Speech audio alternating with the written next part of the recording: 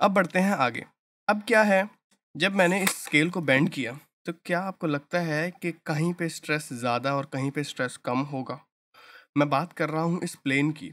अगर मैं इस प्लेन को बेंड कर रहा हूँ तो क्या आपको लगता है कि कहीं पे स्ट्रेस ज़्यादा और कहीं पे स्ट्रेस कम होगा? या फिर सबसे अच्छा एग्जांपल, ये मेरे पास ये लकड़ी की पेंसिल है। सपोज़ कीजिए मैं इसको बेंड कर रहा हूँ मैं असली में बेंड नहीं करने वाला, मेरी पेंसिल ख़राब हो जाएगी। ठीक है? मैं बस आपको एग्जांपल के लिए बता रहा हूँ कि अगर मैं इसको बेंड करूँ तो आपको क्या लगता है कि ये फ़ेल कहाँ से होगी? देखने में देखो साफ-साफ दिख रहा है ना कि ये यहाँ से फ़ेल होने की कोशिश करेगी। अगर देखो ये टॉप पॉइंट, ये टॉप फाइबर मान के चल रहा हूँ मैं भी इसका। जैसे ये बीम है ना हमारी पीछे वाली, इसको बेंड कर रहा हूँ मैं, तो इस पेंसिल को भी मैं इस तरीके से बेंड कर रहा हूँ। तो मैं अगर इसको बेंड करूँगा तो आपको दिख रहा होगा साफ-साफ कि ये इधर से ज़्यादा खींचने की कोशिश कर रही है। ज़्यादा खींचने की कोशिश कर रही है तो इसके जो टॉप फाइबर हैं, ये पहले ब्रेक होगा, उसके बाद धीरे-धीरे नीचे वाले फाइबर ब्रेक होंगे। लेकिन मैं इन फाइबर्स के बारे में नहीं श्योर हूँ कि ये फाइबर्स ब्रेक होंगे भी या नहीं होंगे। या बिल्कुल ही मैं जब पेंसिल को पूरा तोड़ दूँगा तो तब शायद जाके ब्रेक हों। देखने में देखो प्रैक्टिकल एग्ज़ाम्पल से ना बहुत जल्दी समझ आ जाएगा। तो टॉप फाइबर जो है वो टेंशन में आ रहा है और जो बॉटम फाइबर है वो कंप्रेशन में आ रहा है। आप मेरी बात से एग्री करोगे या नहीं? टॉप फाइबर जो है वो टेंशन में आ रहा है, टेंसाइल फोर्सेस ज़्यादा लग रही हैं, और जो बॉटम फाइबर है वो कंप्रेशन में आ रहा है। अगर टॉप फाइबर में ज़्यादा टेंशन प्रोड्यूस हो रही है तो उसमें जो स्ट्रेसेस होंगे वो किस नेचर के होंगे? टेंसाइल स्ट्रेसेस होंगे। सिमिलरली जो बॉटम फाइबर्स हैं उनमें कैसे स्ट्रेसेस प्रोड्यूस होंगे? Compressive stresses. अगर हमारी जो बीम है उस टेंशन से कंप्रेशन में वेरी कर रही है, मैं इस प्लेन की बात कर रहा हूँ, अभी तक मैं कहीं और बात नहीं कर रहा, मैं सिर्फ इस प्लेन की बात कर रहा हूँ। इस पूरे चैप्टर में हमें इस प्लेन पे बात करनी है। ये प्लेन अभी रेक्टेंगुलर दिख रहा है लेकिन आगे इसकी शेप अलग अलग हो जाएगी। कभी ये सर्कुलर दिखेगा, कभी ये टी शेप में दिखेगा, कभी आई शेप में दिखेगा, कभी आई अनसिमेट्रिकल होगा, कभी आई सिमेट्रिकल होगा, कभी सर्कल जो है वो हॉलो होगा।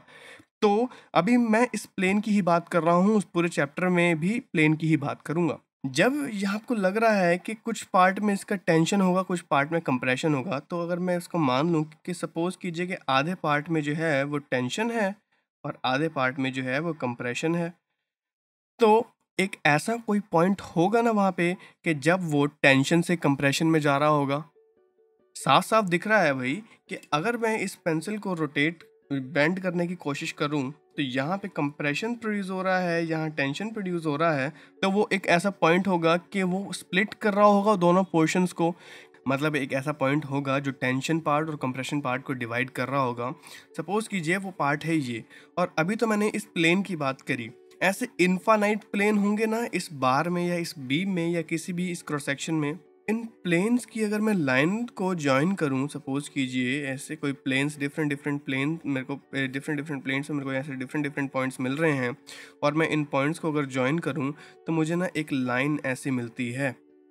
इस लाइन को मैं कहता हूं न्यूट्रल फाइबर या फिर न्यूट्रल लेयर। ये न्यूट्रल फाइबर और न्यूट्रल लेयर क्या होता है पहले मैं यहाँ पे लिख दूं। अभी मैंने आपको बताया कि जब हमारी बीम टेंशन से कंप्रेशन की तरफ जा रही होती है तो एक ऐसा एक पॉइंट होता है जहाँ पे जो स्ट्रेसेस हैं वो चेंज हो रहे होते हैं। अगर वो स्ट्रेसेस यहाँ पे मैक्सिमम है तो यहाँ से मिनिमम मिनिमम मिनिमम मिनिमम होके ज़ीरो होगा कहीं पे। अब जब ज़ीरो होगा तो फिर दोबारा वो स्टार्ट होगा कंप्रेसिव होना, तो यहाँ से कंप्रेसिव होगा और यहाँ पे मैक्सिमम हो जाएगा। तो मतलब मैक्सिमम से चला मिनिमम हुआ और मिनिमम से चला फिर मैक्सिमम हुआ, मिनिमम हुआ तो फिर वो ज़ीरो भी होगा कहीं पे। और वो लाइन जहाँ पे जो हमारा स्ट्रेस जो है, बेंडिंग स्ट्रेसेस जो हैं वो ज़ीरो होते हैं, उनको कहते हैं हम न्यूट्रल फाइबर या न्यूट्रल लेयर। अब ये जो एक्सिस है ये तो है बीम की लॉन्गिट्यूडनल एक्सिस, या इसको कह सकता हूँ मैं एक्स एक्सिस।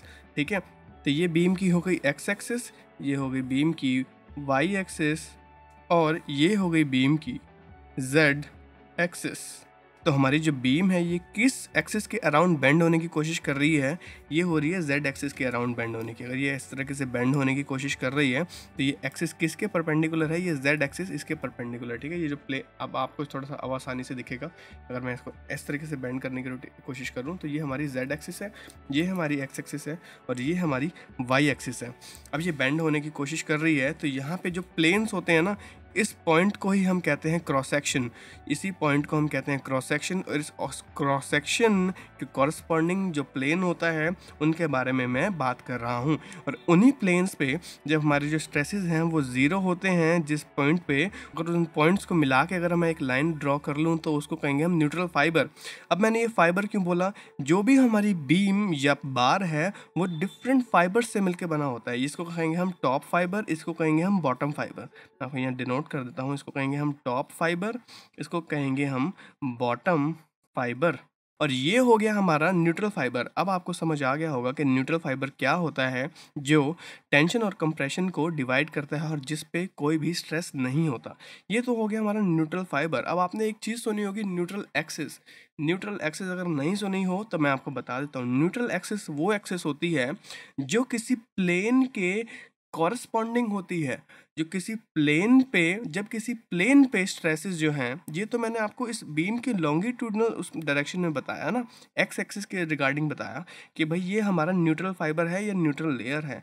लेकिन इस क्रॉस सेक्शन पे, इस पूरे क्रॉस सेक्शन पे, इस क्रॉस सेक्शन को अगर मैं इस तरीके से ड्रॉ करूँ तो इस क्रॉस सेक्शन पे जो एक्सिस होगी, उस एक्सिस के अबाउट भी जो हमारे स्ट्रेसेस हैं वो ज़ीरो होंगे, क्योंकि यहाँ पे तो हमारा मैक्सिमम टेंसाइल स्ट्रेस है, यहाँ हमारा मैक्सिमम कंप्रेसिव स्ट्रेस है। तो बीच में एक ऐसी लाइन होगी ना, तो उसी लाइन को, मतलब मैं इसकी बात कर रहा हूँ और मैं बात कर रहा हूँ जेड एक्सिस की, इस एक्सिस की। ये हमारी कौन सी है? Z axis. को मैं नाम देता हूँ जेड जेड।